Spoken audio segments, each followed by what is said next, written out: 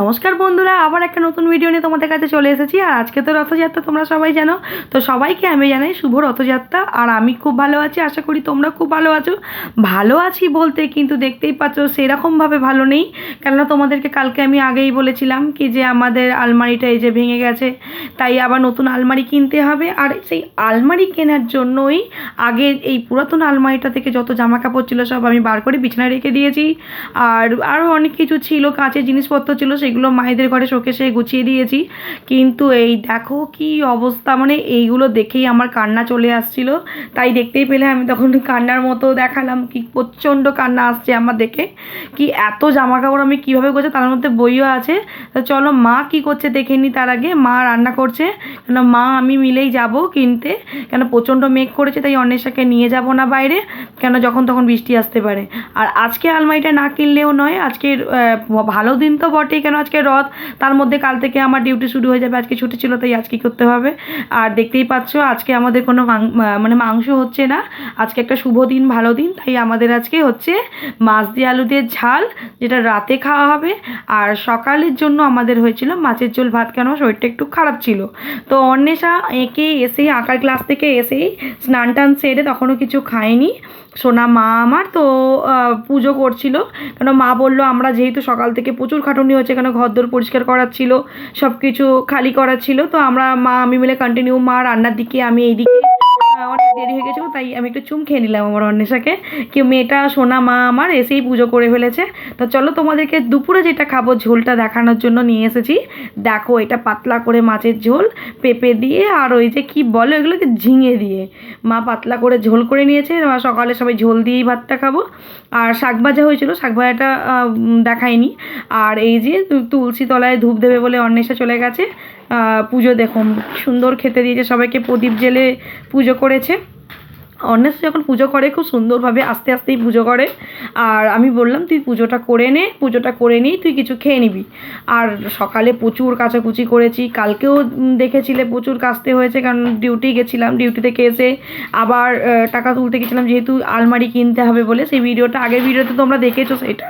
আর আকাশ দেখেছো, একবার করে মেঘ হচ্ছে, একবার করে পরিষ্কার, আবার এসে দেখছি মেঘ পরিষ্কার। তখন অন্বেষা কাজ যে বলছে আমি যাবো, আজকে মেঘ পরিষ্কার তো কী হচ্ছে, আবার মেঘ করতে কতক্ষণ, এটা তো আষাঢ় মাস। তো যাই হোক অন্বেষা পুজো টুজো করে করে নিক ততক্ষণ। তো চলো আবার মা কি করছে দেখবো। আমার মা দেখো, আমার মায়ের ভাত তখন থেকে মানে ফ্যানটা ঝরিয়ে নিয়ে আমার মা লাস্টে একটু আবার গ্যাস জ্বালিয়ে বসায়, যাতে নিচের ভাতগুলো না ওই মানে গিলে না থাকে, কেননা আমাদের সবাই একটু ঝরঝরে ভাত খেতে আমরা খুব ভালোবাসি। তো অন্বেষা নমস্কার করে নিয়েছে ঠাকুর ঘরটা বন্ধ করবে বলে। আর অন্বেষা বলেছি বাবু তুই দুটো কিছু খেয়ে আর ঘরে থাক, আমরা একটু আলমারিটা কিনে নিয়ে আসি। কেন ওয়েদার যখন তখন চেঞ্জ হচ্ছে, সকালের দিকে মেঘ ছিল, তারপরে আবার ওয়েদার ঠিক হয়ে গেল, আবার যে মেঘ করবে না তার তো কোনো গ্যারেন্টি নেই।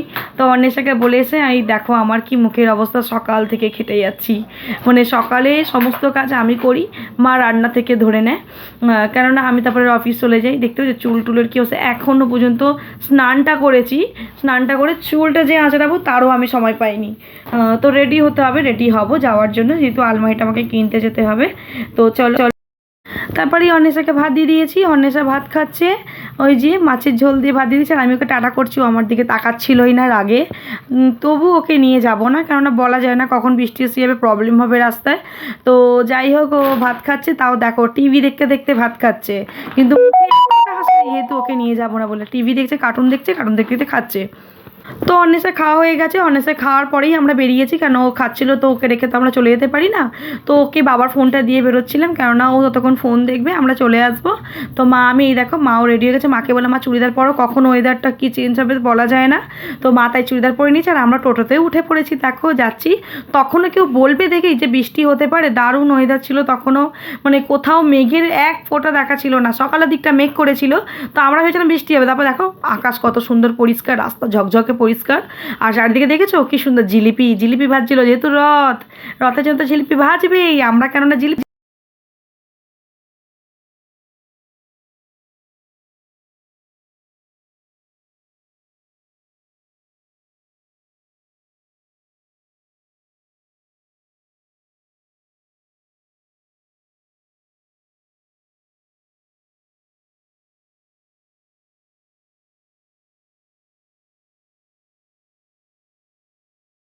তো আমরা পুরোই ভিজে গিয়েছিলাম, তো ওখানে ভেতরটা দাঁড়িয়েছিলাম, তার মধ্যে মা পড়ে গিয়েছিলো, ওই দেখতেই পাচ্ছ বসে আছে, মা দাঁড়িয়ে কথা বলছে।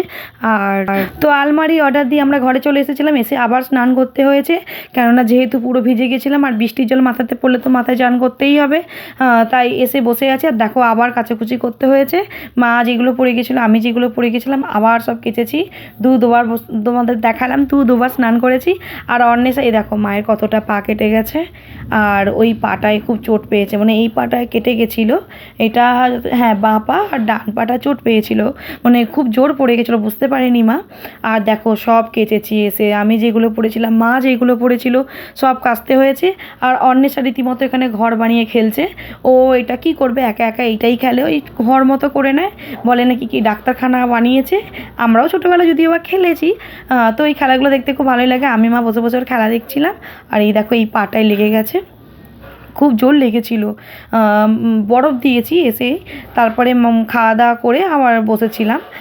আর পুরো তো অন্বেষা দেখো, এই দেখো বলছে মা এরম করে ভিডিওটা করে আমাকে দেখাবে, কি সুন্দর ঘরটা বানিয়েছি, দেখো দেখেছো কি সুন্দরভাবে সাজিয়ে একটা চেয়ার ঢুকিয়ে নিয়েছে, আর ভালোই লাগে খেলছে, তো একা একা খেলছে, খেলুক। আর দেখো কি অবস্থা, কী বলবো, আলমারিটা চলে এসেছে ফাইনালি, সন্ধ্যের দিকে এসেছে। তো এই দেখেছো কি সুন্দর আলমারিটা, কালারটা তোমাদের কেমন লাগে তোমরা কমেন্ট করে জানিও, আমার তো খুব ভালোই লেগেছে। আর দেখো কি অগোছলো হয়ে পড়ে আছে, সব চাদর পাল্টাতে হবে, দেখতেই পাচ্ছ আমাদের পিছনে আকাশি রঙের চাদর পাতা আছে, তো হাফ গুছিয়েছি, তা ভাবলাম ভিডিও করে দেখাই তোমাদের, একটু গোছানো হয়েছে তখন।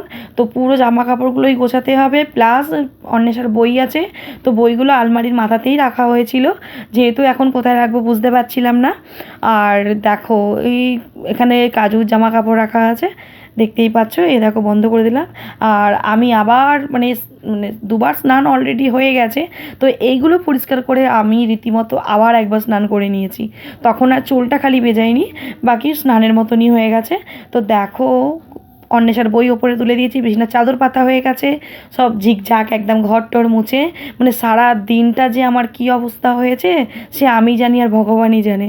তো দেখো পুরো ঘরটা টিপটপ, তোমাদের কেমন লাগলো বলবে, যতটুকু পেরেছি আমি রাখার চেষ্টা করেছি, যেহেতু ঘরটা অনেকটাই ছোট।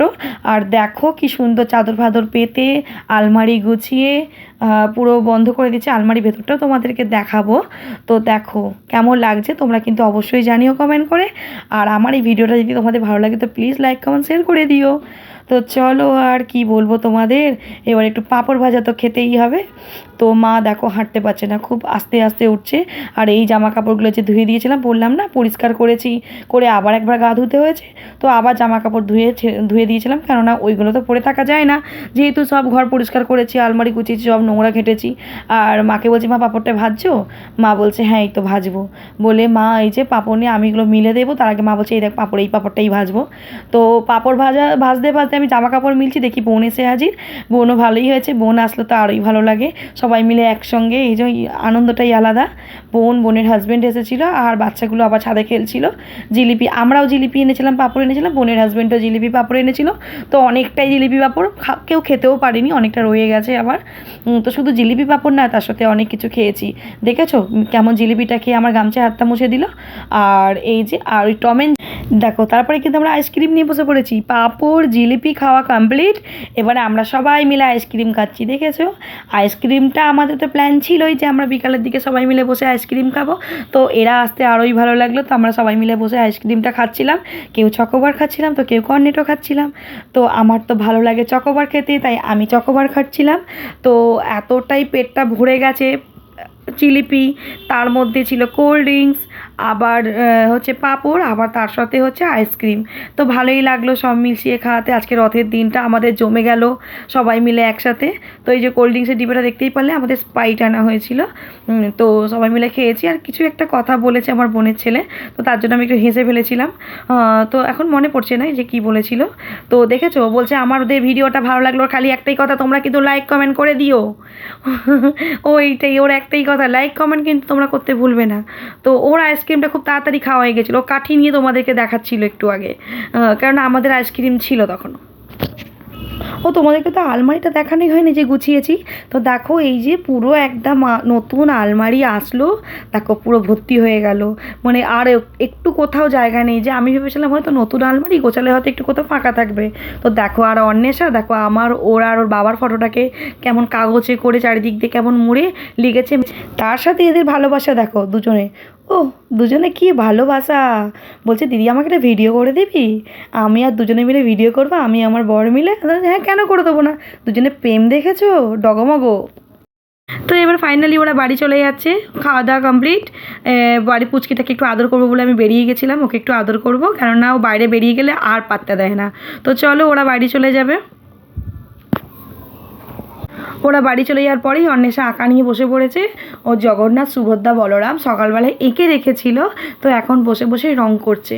বলছে মা ওইগুলো তো আমার রং করা হয়নি, কেননা সত্যি কোথায় বসবে, আমি চারিদিকে তো একদম অগোছলো হয়ে পড়েছিল, যেহেতু জামা কাপড় গোছানো ছিল চারিদিকে অগোছলো ছিল। আলমারি আসবে, পুরাতন আলমারিটা বেরোবে, সেই জন্য বেচারি আর রং করবে সেই টাইমটুকু পাইনি। তো এখনও রং করবে বলে বসে পড়েছে। আর আমি আর মা শুয়ে আছি, সারাদিন প্রচুর খাটুনি হয়েছে। মা তো আবার পড়ে গেছিলো মায়ের পায়ে লাগা, তাই মাও একটু শুয়ে আছে। রাতে কিছু রান্না নেই, সকালে তো মাছ দিয়ে আলুতে জাল ছিলই, আর ভাত আছে, দুটো মুড়ি মাখিয়ে সবাই মিলে খেয়ে নেবো। মাকে বললাম কিছু করতে হবে না, আমি বললাম রুটি করবো, মা বলছে না আর কিছু করতে হবে না।